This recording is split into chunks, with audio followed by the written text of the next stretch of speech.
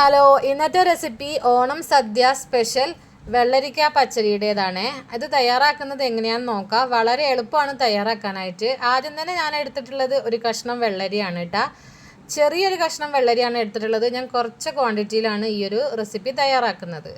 വെള്ളരിയുടെ കഷ്ണം എടുത്തതിന് ശേഷം തോല് റിമൂവ് ചെയ്ത് കളയാം.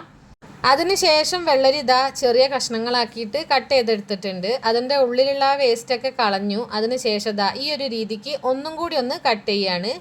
അതിനുശേഷം ദാ ഈ ഒരു നീളത്തിൽ കട്ട് ചെയ്തെടുക്കുകയാണ്. ചെറുതായിട്ട് കട്ട് ചെയ്തെടുക്കുക കേട്ടോ, തിന്നായിട്ട് കട്ട് ചെയ്തെടുക്കണം. എന്നാലാണ് വെള്ളരി പെട്ടെന്ന് തന്നെ വെന്ത് കിട്ടുക. അങ്ങനെ ദാ നീളത്തിലുള്ള ഷേപ്പിലാണ് നമ്മൾ ഈ ഒരു വെള്ളരി ഫുള്ളായിട്ട് കട്ട് ചെയ്തെടുക്കുന്നത്. എല്ലാം ഇതാ കട്ട് ചെയ്ത് ഒരു പാത്രത്തിലേക്ക് മാറ്റിയിട്ടുണ്ട്. ഇനി നല്ല രീതിക്ക് ഇതൊന്ന് കഴുകിയെടുക്കണം. നമ്മൾ ഗ്യാസ് ഓൺ ചെയ്തു. അതിന് മേലെ ഒരു പാത്രം വെച്ച് കൊടുത്തു. പാത്രത്തിലേക്ക് കുറച്ച് വെള്ളം ഒഴിച്ചു കൊടുത്തു. അതിലേക്ക് നമ്മൾ കഴുകി വൃത്തിയാക്കി വെച്ചിട്ടുള്ള വെള്ളരി ചേർത്ത് കൊടുത്തു. ഈ ഒരു വെള്ളരി മുങ്ങിക്കിടക്കുന്ന രീതിക്കുള്ള വെള്ളമാണ് ഇതിലേക്ക് വേണ്ടത്. ആവശ്യത്തിനുള്ള ഉപ്പും കൂടി ഇട്ട് കൊടുത്തു. ഇതൊന്ന് അടച്ച് വെച്ചിട്ട് വേവിച്ചെടുക്കാം. ഈ ഒരു സമയം കൊണ്ട് ഇതിലേക്ക് ആവശ്യമായിട്ടുള്ള അരപ്പ് തയ്യാറാക്കണം. അതിന് കുറച്ച് നാളികേരം എടുത്തിട്ടുണ്ട്, ഒരു പച്ചമുളക് എടുത്തിട്ടുണ്ട്. അത്യാവശ്യം എരിവുള്ള പച്ചമുളകാണ് കേട്ടോ, അതുകൊണ്ട് തന്നെ ഒന്നാണ് എടുത്തിട്ടുള്ളത്. പിന്നെ ഇതിലേക്ക് തൈരാണ് ചേർത്ത് കൊടുക്കുന്നത്. നല്ല കട്ടിയുള്ള തൈരാണ് കേട്ടോ ചേർത്ത് കൊടുക്കുന്നത്. അതിനുശേഷം നല്ല രീതിക്ക് ഇതൊന്ന് അരച്ചെടുക്കുക.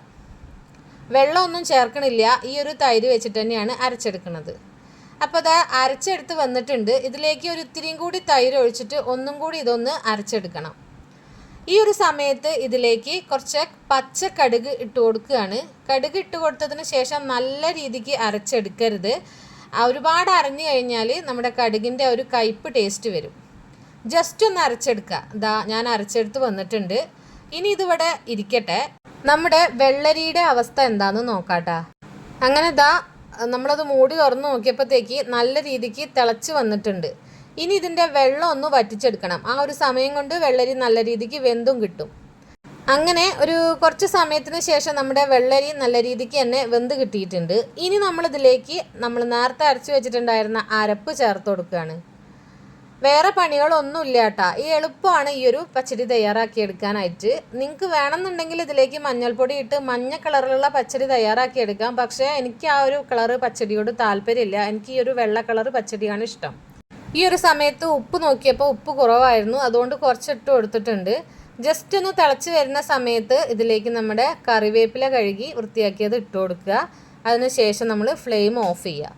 ഇനി ഇതിലേക്ക് നമുക്ക് വറവ് ഒഴിക്കണം. അതിനായിട്ടൊരു ചെറിയ ചീനച്ചട്ടി വെച്ച് കൊടുത്തിട്ടുണ്ട്. അതിലേക്ക് വെളിച്ചെണ്ണ ഒഴിച്ചു കൊടുത്തു. വെളിച്ചെണ്ണ ചൂടായി വന്നപ്പോഴത്തേക്ക് കടുക് ഇട്ട് കൊടുത്തു. കടുക് ഇട്ടതിന് ശേഷം വറ്റൽമുളകും കൂടി ഇട്ട് നല്ല രീതിക്ക് ഒന്ന് മിക്സ് ചെയ്തതിന് ശേഷം നമ്മുടെ പച്ചടിയിലേക്ക് ഒഴിച്ചു കൊടുക്കുകയാണ്. നാളികേരം അരച്ചതിൻ്റെ കൂട്ടത്തിൽ നമ്മൾ കടുകും കൂടി കൂട്ടി അരച്ചെടുത്തിട്ടുണ്ട്. പിന്നെ നമ്മൾ കടുകിൽ വറവൊഴിക്കുന്നതും ഉണ്ട്. അതുകൊണ്ട് തന്നെ കടുകിൻ്റെ അളവ് കൂടാതിരിക്കാൻ പ്രത്യേകം ശ്രദ്ധിക്കുക കേട്ടോ, അല്ലെങ്കിൽ നല്ല കയ്പ്പ് ടേസ്റ്റ് വരും.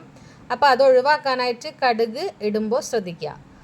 അപ്പോൾ അതാ നമ്മുടെ വെള്ളരിക്ക പച്ചടി ഇവിടെ റെഡി ആയിട്ടുണ്ട്. സിമ്പിളാണ് തയ്യാറാക്കാനായിട്ട്. അപ്പോൾ എങ്ങനെയാണ് ഈ ഓണത്തിന് വെള്ളരിക്ക പച്ചടി തയ്യാറാക്കുകയല്ലേ?